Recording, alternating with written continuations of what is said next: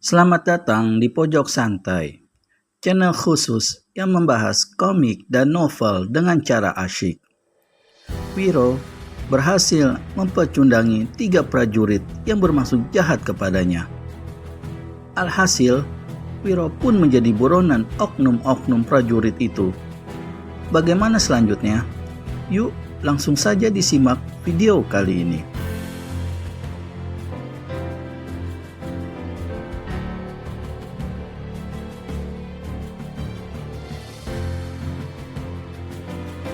Enam ekor binatang itu kemudian seperti berebutan memasukkan mulutnya ke dalam air kali yang bening dan sejuk. Beberapa ketika berlalu, maka rombongan bersiap-siap untuk melanjutkan kembali. Namun, belum lagi Kusir naik ke atas kereta, 4 orang penunggang kuda muncul di tempat itu. Badan tegap-tegap dan muka mereka tak dapat dikenali karena kepala masing-masing tertutup dengan kerudung kain hitam yang dilubangi di bagian matanya. "Perjalanan kalian hanya sampai di sini," kata penunggang kuda paling depan. Suaranya berat dan parau, disertai dengan tenaga dalam sehingga tak mungkin untuk mengenali suaranya yang asli. Empat pengawal kereta yang tahu bahwa manusia-manusia berkerudung kain hitam itu datang bukan dengan membawa maksud baik, segera cabut pedang.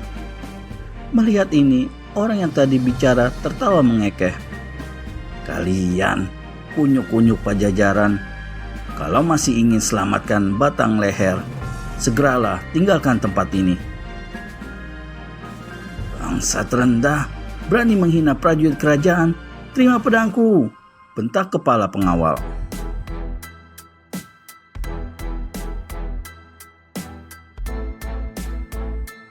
Dia melompat ke muka dan pedangnya berkelebat berkilauan ditimpa sinar matahari. Manusia berkerudung sentakkan tali kekang kuda dan miringkan badan. Berbarengan dengan itu, kaki kanannya meluncur dengan sangat cepat. Kepala pengawal kereta terpekik, pedangnya lepas dan mental. Sedang sambungan sikunya yang dimakan tendangan telah tanggal dari persendian. Dia mengeluh kesakitan, terbungkuk-bungkuk sambil memegangi sambungan sikunya yang copot.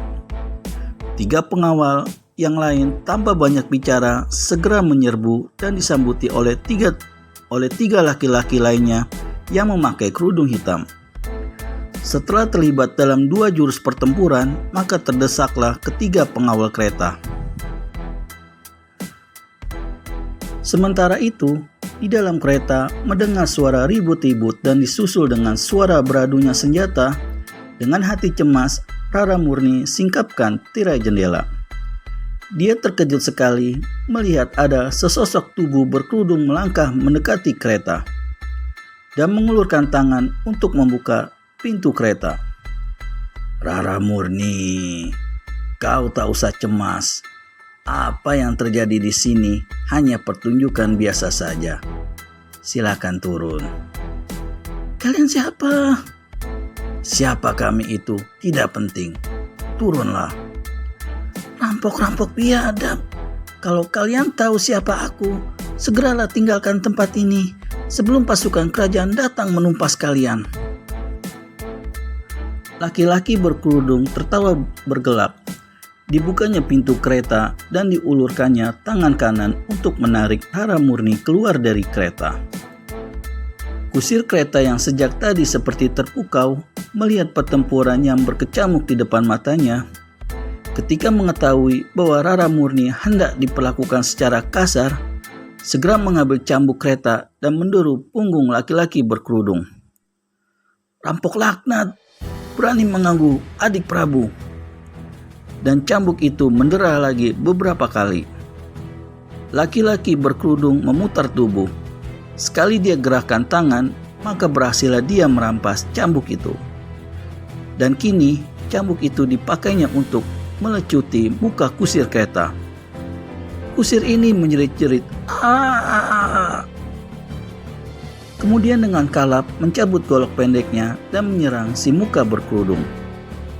Namun, hanya dengan mengelak dan sekali tendang saja, maka kusir kereta itu terpelanting ke tebing kali, masuk ke dalam kali. Tubuhnya segera hanyut terbawa air. Tenggelam timbul karena sebelum jatuh ke dalam kali, tendangan laki-laki berkerudung telah membuatnya pingsan terlebih dahulu. Pertempuran antara 3 prajurit pengawal dan 3 laki-laki berkerudung lainnya tak berjalan lama. Ketiga pengawal itu menggeletak di tanah bermandikan darah.